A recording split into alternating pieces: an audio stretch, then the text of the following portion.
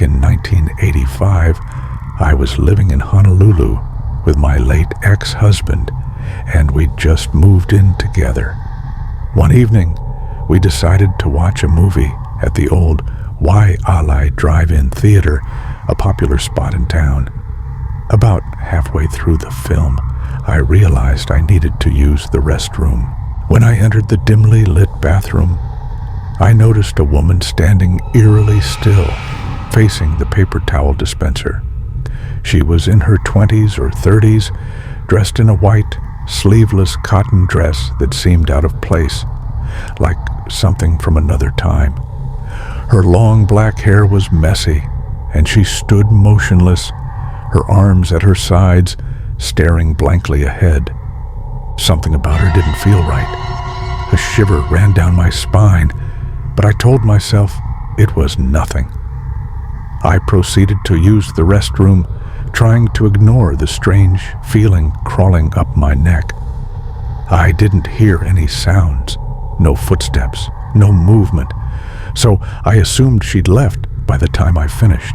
When I came out of the stall, though, she was still there, standing in the same spot, unnervingly still, as if frozen in time. My heart skipped a beat. I quickly washed my hands, my eyes flickering to her every few seconds. She didn't move. The silence was thick.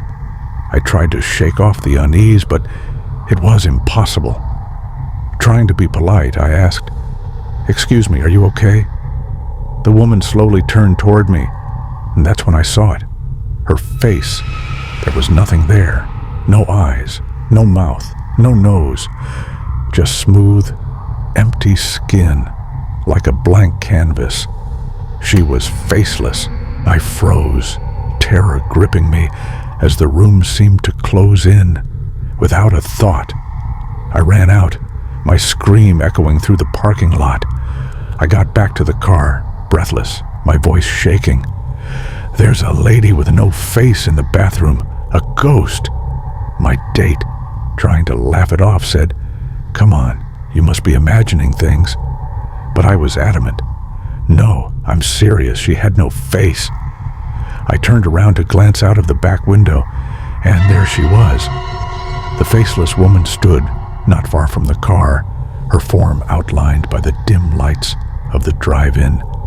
She was motionless at first, but then, like a gust of wind, she swooped across the parking lot, gliding from one spot to another in the blink of an eye. My heart hammered in my chest as she moved toward us, and that's when I saw it. She had no legs. "She's coming! Start the car! Start the car!" I screamed, panicking. My date fumbled with the keys, his face pale, his hands shaking. The engine sputtered, refusing to start. I felt the weight of terror pressing down on me. "Hurry! Please, hurry!" I screamed. Finally, after what felt like an eternity, the car roared to life. We sped out of the parking lot, tires screeching. As we drove away, I dared to look back. The faceless woman stopped at the edge of the parking lot, just standing there, staring at us. Her shape seemed to flicker like a shadow caught in the wind. And then, just as quickly as she had appeared, she vanished. We didn't sleep that night, both of us too shaken to rest. The next morning, we found ourselves talking about it again, questioning each other. "Did that really happen?" we asked, still in disbelief. We both saw that, right? But something in us, something that craved closure, led us back to the same drive-in the next night. We returned to the same spot, hoping to see nothing, hoping it had all been some wild nightmare. I grabbed a burger from the concession stand, trying to act normal, but the tension was thick. Something felt wrong. My instincts screamed at me to leave, but I ignored it. We sat in the car, nervously picking at our food. Then, at the same moment, we both turned to look.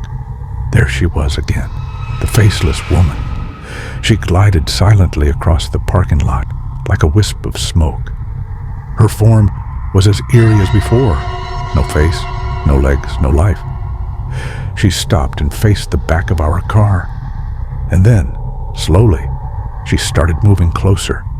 In a blind panic, we tore out of the parking lot once again, tires screeching, our hearts racing.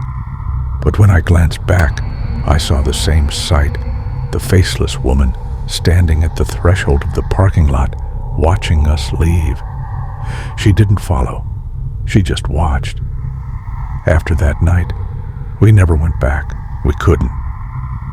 Years later, when I finally heard other people share similar stories about this entity at the theater, I couldn't help but feel a strange mix of terror and validation.